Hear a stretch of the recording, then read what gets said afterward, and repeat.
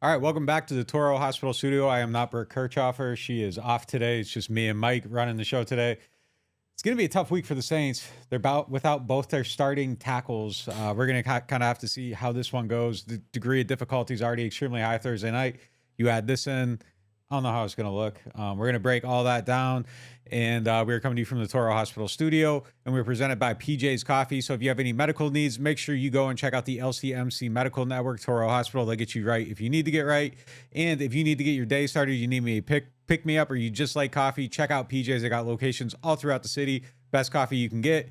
And if you need a new car, check out my guy, Matt Bowers. He'll get you the best prices, the best customer service, the best car, the best experience that you can have buying a car. So go check them out. All right, let's get into these ads. The NewOrleans.Football show is proudly presented by PJ's Coffee.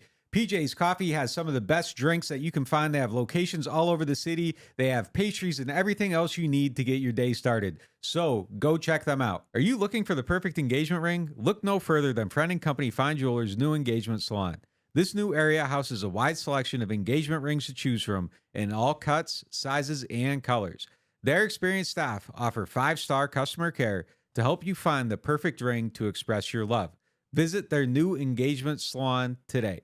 Friend & Company Fine Jewelers, the perfect ring for the perfect moment and also for the perfect person. 7713 Maple Street between Adams and Burdett Street. 504-866-5433. Friend & Company Fine Jewelers. Check them out at friendandcompany.com. For fast relief coffee. Mike Hoss here. When the AC goes out and it's hot outside, every second counts. For over 40 years, Keefe's AC Heating and Electrical has helped thousands of families stay cool in the sizzling hot months. Keefe's Get You Cool in 3 hours or less guarantee is what our customers love the most on the North or South Shore. Call Keefe's. We'll get you cool in 3 hours or less guaranteed. Keefe's Air Conditioning and Heating. And now electrical. For fast relief, call Keefe. Moe's Barbecue is located in Metairie. They have your game day needs taken care of. Whether you're tailgating or watching the Black and Gold or LSU at home with friends, Moe's has you covered. Order pulled pork, wings, ribs, sides, and more. Come in with the family for lunch and dinner, as our kids' meals will please even the pickiest of eaters. Tailgating, parties at home, lunch and dinner, Moe's Barbecue will handle it all. Moe's Original Barbecue, 1101 North Causeway Boulevard between 48th and 49th Street in Metairie. Call 504-407-5333 for your catering order today. 504-407-5333. Moe's Original Barbecue in Metairie. Hardhide Ponchatoula Strawberry Whiskey is an 86 proof blend of aged wheat bourbon, American light whiskey, and fresh Ponchatoula strawberries. Blended in New Orleans, it is not for the thin-skinned. Look for it in your favorite stores, bars, and restaurants. NewOrleans.Football is proud to be sponsored by Firehouse Subs. Make sure you check out their location on Veterans Boulevard. All right, let's get into the show.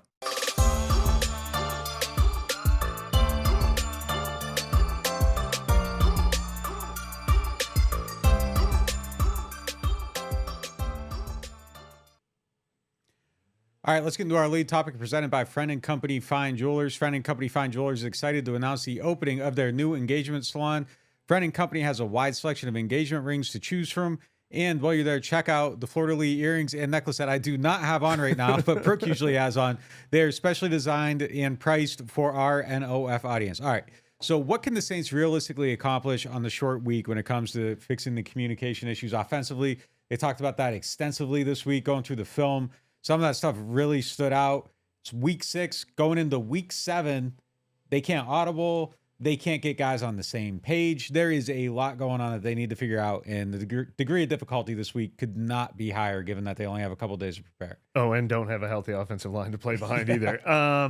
I think they hinted at it. I think they're going to simplify things. I think they're going to find some core things they think they're really good at, and they're going to just say, you know, we're coming at you with these, and we're going to do these right. Dennis Allen specifically said to the media the other day that the defense used to be having a problem in the red zone, and that's how they worked their way out of it. And then they got great at the things they did. I don't think that was just a message to the media. It was probably coaching advice to his coaches. Pete Carmichael mentioned possibly simplifying things, and a 2-day work week with only walkthrough practices makes you feel like the higher chances of a scaled down playbook. Will that work? That's a much harder question.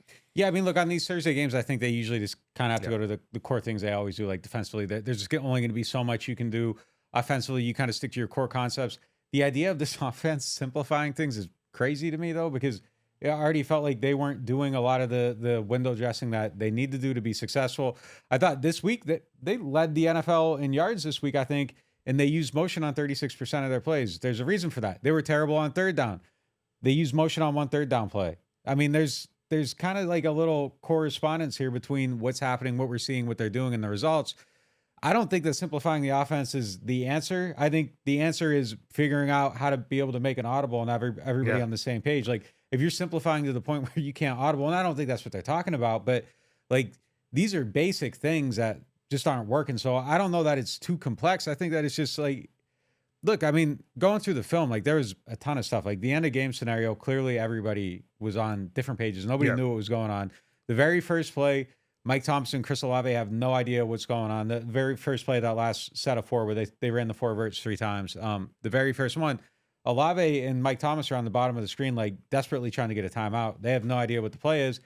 Ball gets snapped, Carr throws. Olave has no idea. He's stopped. The ball's sailing into the end zone. Clearly disorganized. Like, stuff like that should not be happening. The very next play, they had to call a timeout because players didn't have they were making some sort of an adjustment. I don't know if they're waiting for the adjustment to come from the sideline, but they burned a timeout on the very next play. I'll shed a little insight there. I mean, I heard that somebody in the huddle wasn't clear what the play call was. They were trying to explain it. Like, there was moving parts, injuries, guys coming in and out, and like, they were trying to get the play in, and like, someone didn't know what the play was, and they were trying to explain it, didn't know it. They had to burn a timeout to get everybody on the same page. I mean, there's just stuff happening right now that's just very, very disorganized, and they need to be able to get this stuff cleaned up in a hurry. Like, that was not just happening in the final 2 minutes of a panic mode, though. That was happening all game long. Yeah, and it's something that they said has been an issue in the red zone. It's been an issue, everywhere. I mean, it's rough right now. I mean, these are real issues, and you can't win when you can't call a play. Like, you can't win when you can't make an audible because you're in the wrong play. You need to get into the right play, and then guys can't execute the play because they don't know what the audible is. Like, it's kind of crazy what we're hearing right now. Like, this stuff has to be fixed immediately. And I mean, I guess it brings up the question, like, if it doesn't, like, when does patience expire on all of this? Patience has expired. I mean, I don't know what you mean by patience. Certainly from the media, we're getting accused of being too hard on him. The fan base is being 10 times as hard as we are.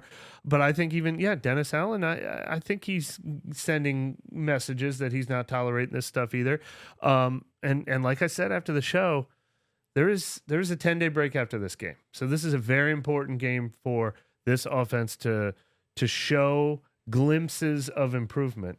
Otherwise, you have sort of this 4-day mini-bye review period where if you want to hand over play calling duties to somebody else, or you want to change what that playbook looks like and start scaling back on the volume of it, those are the things that are going to happen in the days after this game. And that's putting a lot on this game. And I doubt that we're going to see, I mean, they could get hot and they could play a good game. Jacksonville doesn't have their best cornerback in this game. They're 31st in pass defense. So maybe they can get hot, but I think no matter what they do, this is the time to change things when you have the extra 3 days. They're missing 2 tackles, though. I mean, that's going to be extremely hard for them to overcome. It's going to be kind of interesting to see what they do there. What do you think happens on the right side?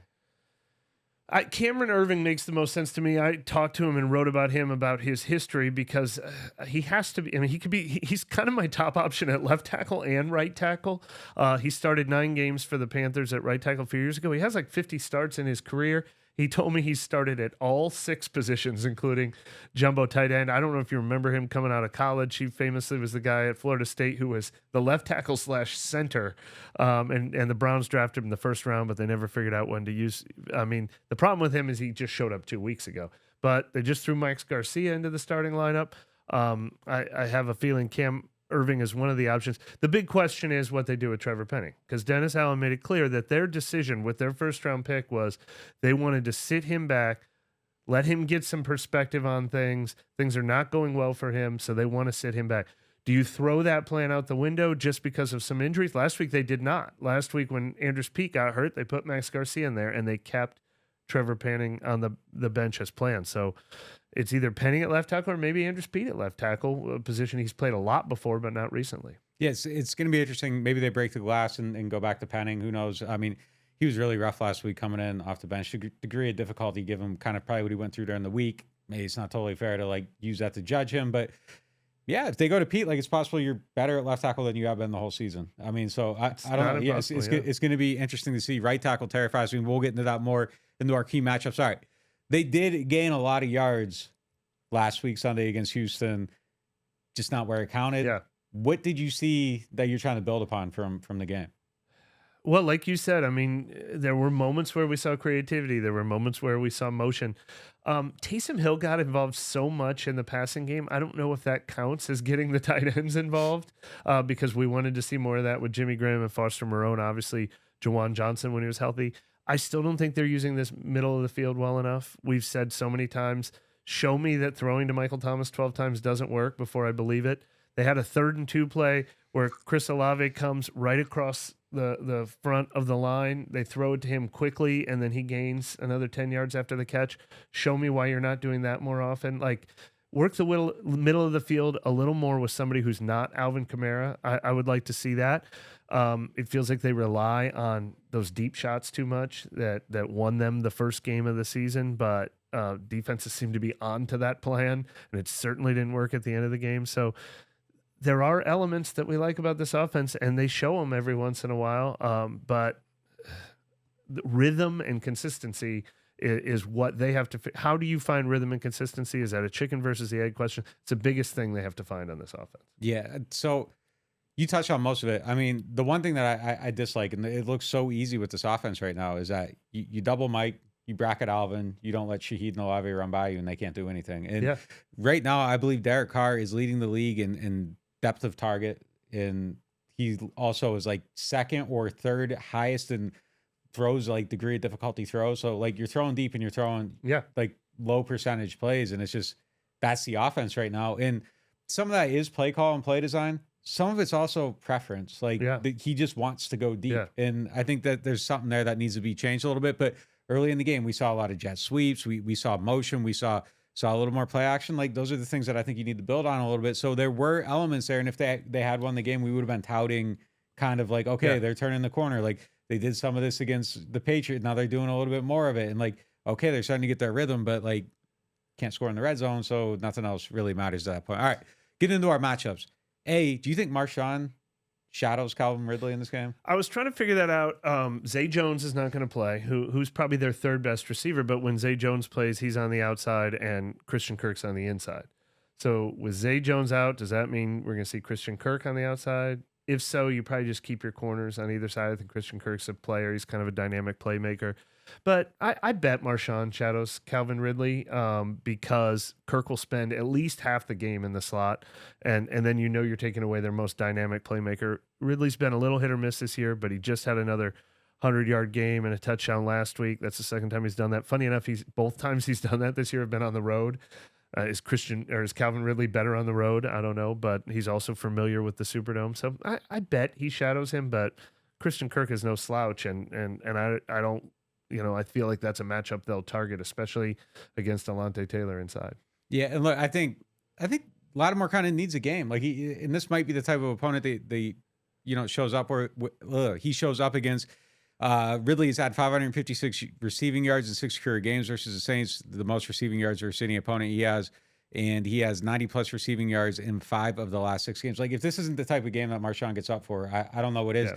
I thought he started out slow last week, ended up giving up only about 60-some yards, but like the beginning of the game was like odd enough that it kind of like stood out is a thing with them. When you go back and look at the wreckage and kind of calculate the carnage, it's kind of low. Like it wasn't a terrible game, but for Marshawn giving up 60 yards, you kind of look at it and you're like, whoa. Yeah, I don't know. I don't know what I would do in this game. Short week, I might just try to play sides and see how it goes. But if Ridley gets hot, maybe you do something. I don't know. All right, moving on to the next one. I'm going to let you say dude's name, and then I'm going to read the stats. Yeah, Foye Oluokun is speaking of former Falcons. All our matchups are former Falcons. He's a linebacker for the Jaguars who, just like I think really quietly, led the NFL in tackles each of the last 2 years. He's 3rd in the NFL in tackles this year. He had 184 last year, 192 in his last year with Atlanta. Already has 67 this year. It's a little bit of an Alvin eraser. I don't think he's quite like what we saw with Devin White and Levante David and that duo that Tampa Bay has. But again, we want to see the Saints work the middle of the field more, and they have a guy who's pretty good at covering a lot of ground in the middle of the field, so that makes it a little tougher. It's also a little bit of a Taysom Hill eraser, maybe. Oluwakin set season highs in tackles with 15, passes defended, 2 and out of tackle for a loss last week. He has 10 tackles in 4 of 6 games this season, 66 tackles in 8 career games versus the Saints. The Jags are third in the NFL in rushing defense with 75.3 yards per game. Alvin had 7 receptions, 104 scrimmage yards last week, and he aims for his 8th game in a row with 80-plus scrimmage yards. Yeah, look, the Alvin eraser, really, like, before you even get a Oluwakin or anybody else, it's bad blocking. Yeah. Like, dude's averaging like 3.5 yards per carry, it seems like, every single week. And I don't think, when you watch them, it doesn't look like it's because of Alvin. Like, Alvin looks, he looks Alvin like he has has his burst. Juice. Yes. He has juice. Yeah, I mean, when Alvin gets to the second level of the defense, he still makes guys miss as much as anyone. He can't really create that on his own. When they try that swing pass into the flat, he's not going to make the defender miss that's right on top of him. You've got to get him into the second level of the defense, and then he becomes one of the league's most dangerous weapons. But I like how much they're trying to use him. He had another like 25. He had like 25 touches 2 weeks in a row. And he obviously seems really motivated. He has so much burst. He has so much juice. But yeah, exactly. There's some things you have to create for him. He can't do it all by himself. Yeah, no doubt about it. All right. Derek Carr versus the Jaguars secondary. Derek Carr passed for a season high 353 yards in week 6. His 35th career 300 game and second this season. Week 1 was the other one. He has a 95 or better quarterback rating in 5 of his past 6 starts on Thursday night. Is he the Thursday night QB you want? Darius Williams for the Jags can become the first player in franchise history in 4 straight games. And look, here's one thing that I think is kind of super interesting about this matchup. The Jags have played cover 3 on 44.8% of the opposing quarterbacks drop backs this season. That's 9.2% higher than they were last year in 2022. Carr versus cover 3, 98 quarterback rating. So if he's a Thursday night guy and he plays well against cover 3, there's a couple things in this game that might bode well for them. There's more than that. The Jaguars are 31st in the NFL in pass defense. They've given up 270 passing yards a game, and that's with Tyson Campbell, who's one of the best young corners in the league, and he is out for this game. He got hurt last week against Indianapolis.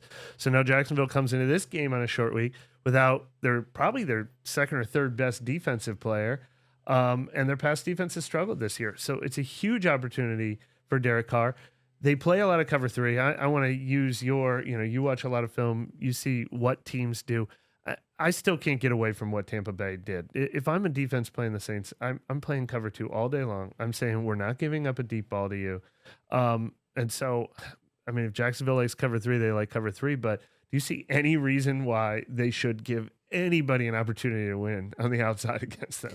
Yeah, I'd mix things up a little bit. Look, and honestly, that's half the snaps. So, if that's kind of like their base thing, there's a whole, other 15 passes or whatever in the game. But I would, like I said before, I would just not allow Shaheed and Olave to run by me. Like, that's just kind of all it is. Right, and then you double Mike over the middle, and then you keep Alvin down there. Like, I kind of like the approach that, we seen it at times even last week. They gave up a lot of yards, but then when it was time to clamp down, and that was the eraser. So, yeah, I mean, look, if they play cover 3, like I like Carr's odds of finding some stuff. Maybe you get some stuff down the field even as well. I just wouldn't let it happen. I'd take away the burners and kind of try to condense the underneath a little bit, which we've seen teams do with some success. They need to get a little bit more creative with some of the play calling to prevent that from happening. Unfortunately, we don't obviously know how many play calls there are, how many audibles there are, how many times Carr's thrown to his first read, how many times he's deciding to throw to his second or third read. But I get an inkling because of things Carr has told us and throws he's made that he can get frustrated when he doesn't get a deep ball off earlier in the game, that he tries to force some deep balls.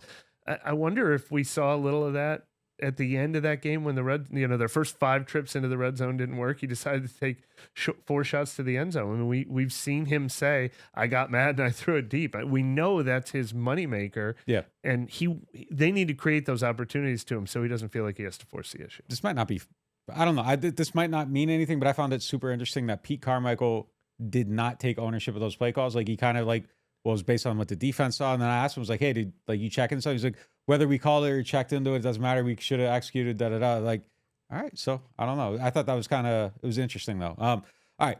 When we come back after the break, we will get into the rest of our matchups. We're going to break down a play, get into our fantasy question and much more. Score big with a kickoff combo at New Orleans Hamburger and Seafood Company. Each comes with fried shrimp, garlic herb fries, and your choice of soft-shelled crab, our famous thin-fried catfish, or traditional catfish, starting at $10.99 at New Orleans Hamburger and Seafood Company. No loan payments for 90 days with local financing from Jefferson Financial Federal Credit Union on your next auto, boat, RV, ATV, or motorcycle. That's right, no loan payments for 90 days when you close your loan by December 31st. Jefferson Financial offers easy-to-use online applications, fast decisions, and local personalized service. The financial products you want with the convenience you deserve. We are Jefferson Financial Federal Credit Union. Apply online at jeffersonfinancial.org. Federally insured by NCUA. At Turo, we were born for moments like this. From bringing new bundles of joy into the world to delivering what new mothers need to stay healthy. Born to keep hearts beating strong and to keep seniors active and healthy for years to come. Because at Turo, we deliver more than babies. From heart care to cancer care and newborns to seniors, at Turo, we're born to care. Martin Wine and Spirits is home to a selection of hand-picked barrel select bourbon, whiskeys, and much, much more. They are family owned and operated since 1946 and specialize in wine, spirits, gourmet food, gift baskets, catering, and tasting events. They have many locations, so they're never too far away. You can check them out in Metairie, New Orleans, Mandeville, and Baton Rouge, or if it's more convenient, you can always shop online. Whether you're a wine novice or a seasoned collector, you'll enjoy the Martin Wine and Spirit experience.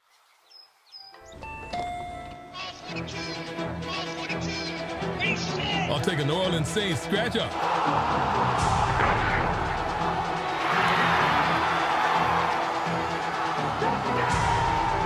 Play New Orleans Saints from the lottery. Just scratch, fold, and punch your way to winnings. Punch your ticket with New Orleans Saints. Win up to $100,000. Enter our second chance drawings, giving you a season to smile. All right, welcome back to the Toro Hospital Studio. Let's get to the second half of these matchups. Shout out to Brooke for writing every word out to read on the script. Definitely need that. All right, Saints pass defense versus Jaguars pass offense. Saints pass defense gives up 182 pass yards per game. Saints are tied for second in the NFL with 8 interceptions. Trevor Lawrence currently is top 6 in completions and top 10 in passing yards. He's only thrown 3 picks through 6 weeks, and he is also dealing with a knee injury, but it does sound like he's going to play. And Brooks' big stat of the week, Saints defense playing man coverage has given up 45.8% of passes, so 45.8 completion percentage when playing man coverage. Trevor Lawrence versus man coverage, this is kind of shocking, 55% completion percentage. Who do you think's got the edge? If Trevor Lawrence isn't good against man, that helps the Saints a little bit. That's their favorite thing to do. These stats also should factor in. I should have looked this up before I decided to bring it up right now. That's why I'm not Brooke. But the pass interference penalties are still killing the Saints team. Whatever their pass defense stats say, it's not including the 45-yard PI penalty that happens every other week. There were 2 of them in this last game that hurt them, even though they came up with that goal line stand. But look, this is going to be the best quarterback the Saints have faced all year by far. I mean, if he's even close to 80% of what he is, Trevor Lawrence got off to a little bit of a slow start this year, but he's been hot in recent weeks.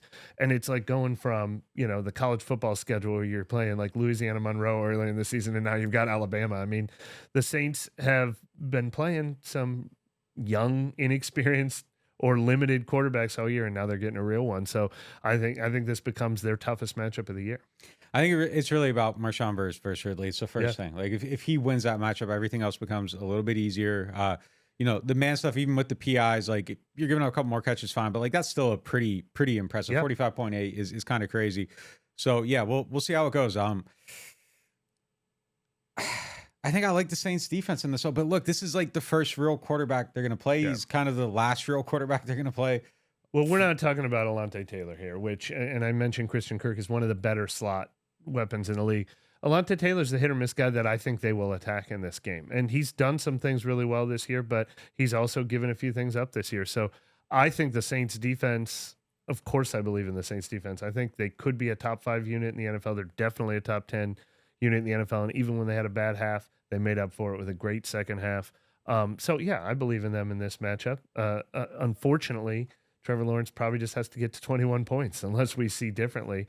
I like them to keep them from turning this into a shootout, though. What I'm about to say, like, if I would heard someone saying this during the show, I'd be like, come on, like, say something better than that. But like, honestly, these Thursday night games honestly come down to who plays harder a lot of the time, like who has more energy, who executes harder. If the Saints defense comes out like it did last week, they're screwed. Like you're not gonna get away with that on a Thursday night game. Like there's not enough scheming going on. So like it really does come down to like a lot of effort and who's just trying to win the game a little bit more. They came out way too flat. So they got to raise that level this week for sure. All right. Next one, Josh Allen versus whoever plays right tackle for the Saints. I feel bad for this Josh Allen because like everyone wants to call him like the other Josh Allen, but like he's really kind of the Josh Allen. Man. Tied for third in the NFL with 7 sacks. He has 26 pressures this season as well.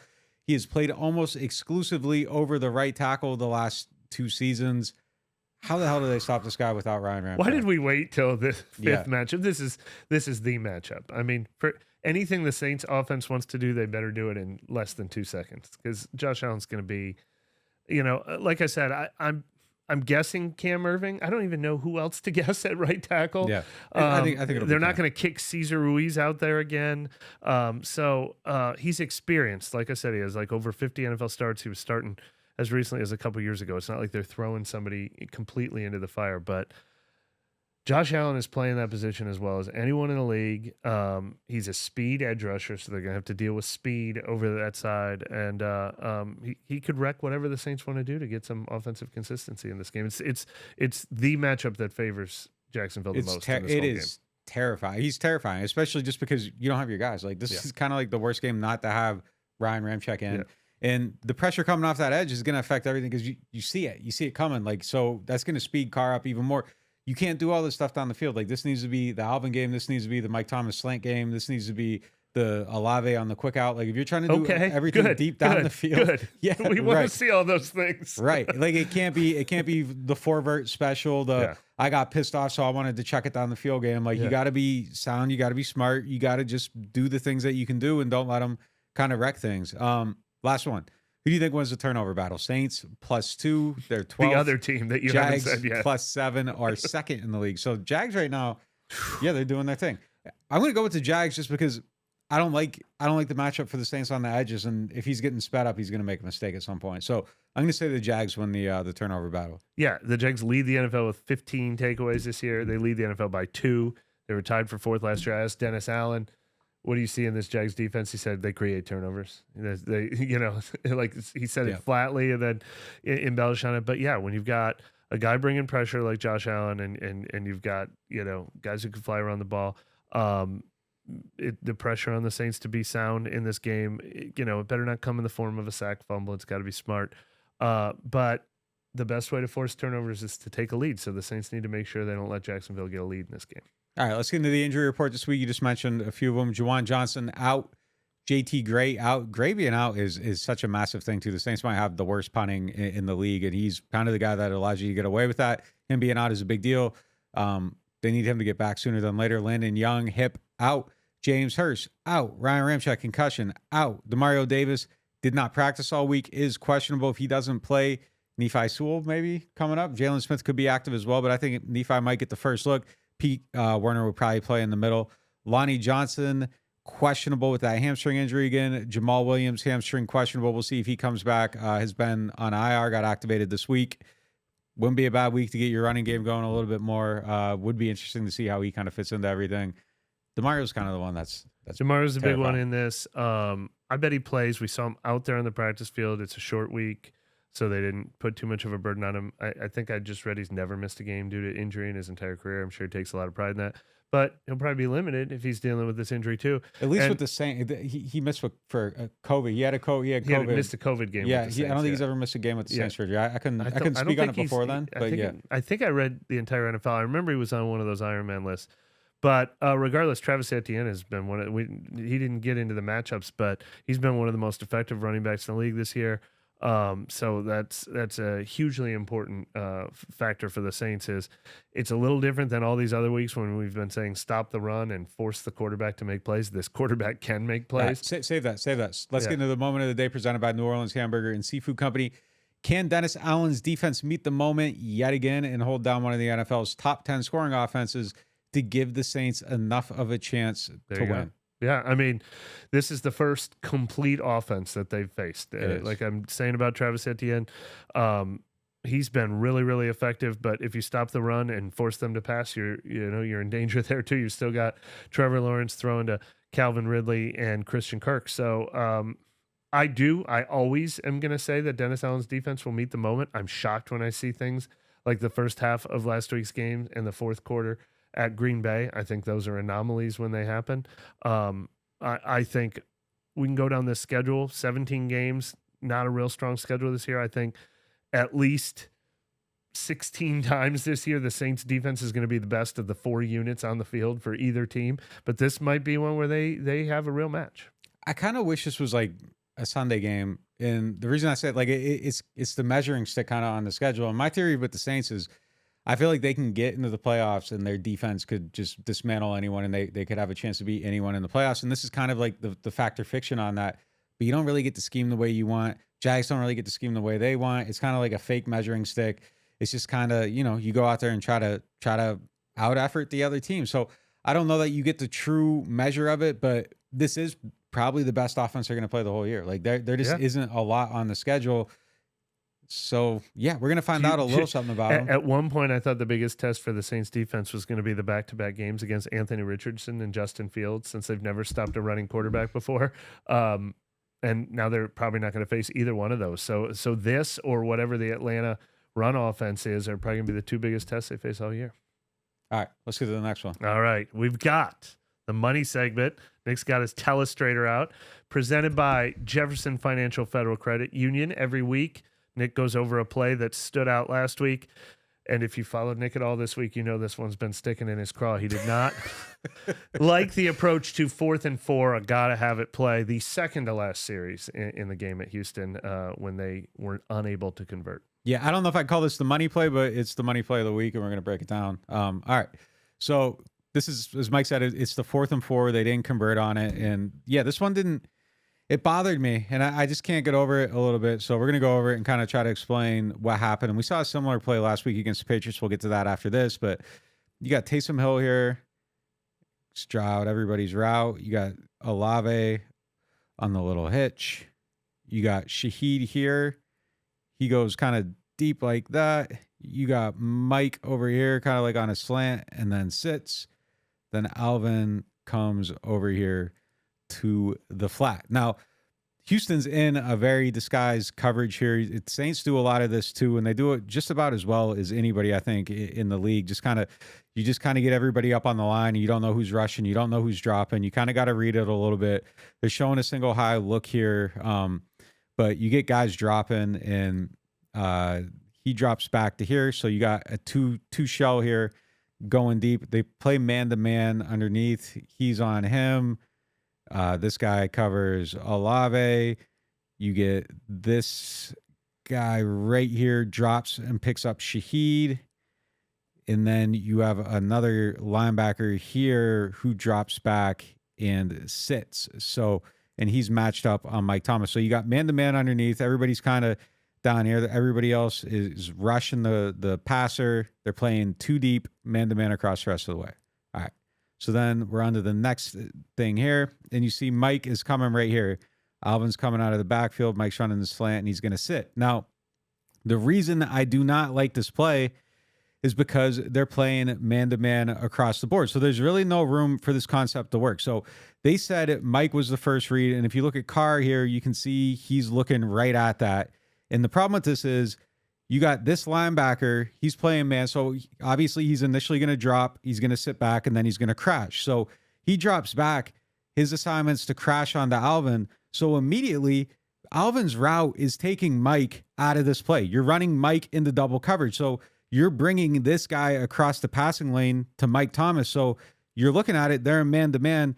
Alvin's route, essentially, due to the coverage, doing this against man-to-man, at least in my opinion, it looks like you immediately eliminate him from the play. So now you have to go to Alvin. You have to hit the check down. You could hit something on the backside here if you wanted, but if this is read 1, this is read 2, read 1 never exists.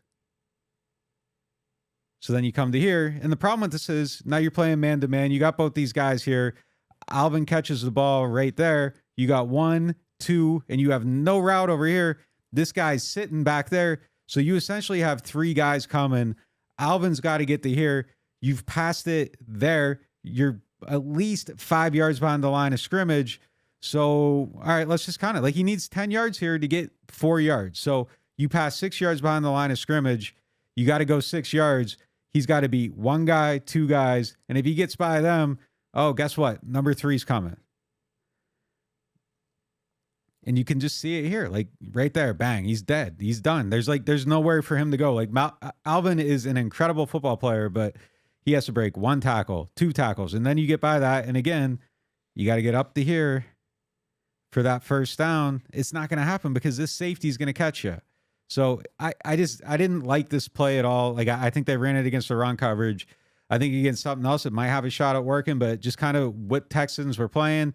And maybe it was due to that disguise. We'll go back to the first slide real quick. Like maybe due to all that disguise, you just kind of didn't see it. Maybe you think it's cover 3 and you're going to be able to have that matchup over there. And this guy's going to sit back a little bit and this guy's going to sit back a little bit and you're going to have him. And, you know, you get 2 guys dropping to cover the flats and the hook. Like maybe that's what you think is going to happen. And you have a shot at least on going to Alvin, but it just didn't seem like it was ever going to work. And we can kind of see the same concept here. This is against the Patriots. This play, Alvin ended up breaking a tackle and it ended up working for him.